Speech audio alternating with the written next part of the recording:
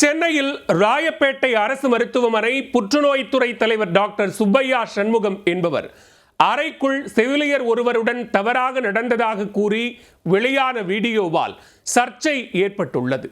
தன்னுடைய முகத்தை மார்பிங் செய்திருப்பதாக மருத்துவர் தரப்பில் மறுப்பு தெரிவிக்கப்பட்டுள்ள நிலையில் நடந்தது என்ன?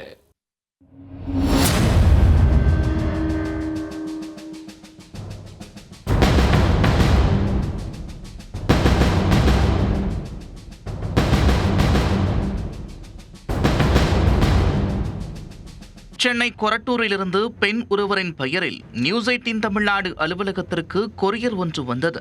அந்த கவரில் பென்டிரைவ் ஒன்றும் அதனுடன் புகார் கடிதம் ஒன்றும் இணைக்கப்பட்டிருந்தது. அந்த கடிதத்தில் ராயப்பேட்டை அரசு மருத்துவமனை புற்றுநோய்த்துறை தலைவர் டாக்டர் சுப்பையா சண்முகம் என்பவர் அறுவை சிகிச்சை மருத்துவர்கள் உடை மாற்றும் அறையில் செவிலியர் ஒருவரிடம் தவறாக நடக்கும் வீடியோவை பென்டிரைவில் இணைத்து அனுப்பியிருப்பதாகவும் குறிப்பிடப்பட்டிருந்தது.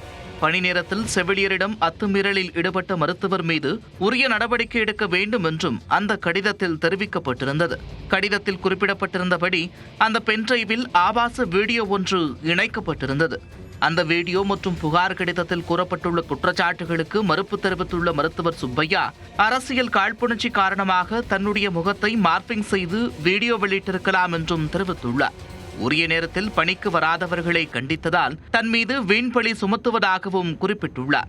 தனது நடத்தை குறித்து மருத்துவமனைக்கு வந்து அனைவரிடமும் விசாரித்துக் கொள்ளலாம் என்றும் அவர் கூறியுள்ளார். இதனிடையே குற்றம் சாட்டப்பட்டுள்ள மருத்துவர் சுப்பையா மீது பெண் ஒருவர் அளித்த புகாரின் பேரில் ஏற்கனவே விசாகா கமிட்டி விசாரித்து வருவதாக ராயப்பேட்டை அரசு மருத்துவமனை கண்காணிப்பாளர் ஆயிஷா தெரிவித்துள்ளார். கடந்த 2 மாதங்களில் 3 முறை அவரிடம் விசாரணை நடத்தப்பட்டுள்ளதாகவும் விரைவில் விசாரணை அறிக்கை மருத்துவ கல்வி இயக்குநரிடம் அளிக்கப்படும் என்றும் தெரிவித்துள்ளார்.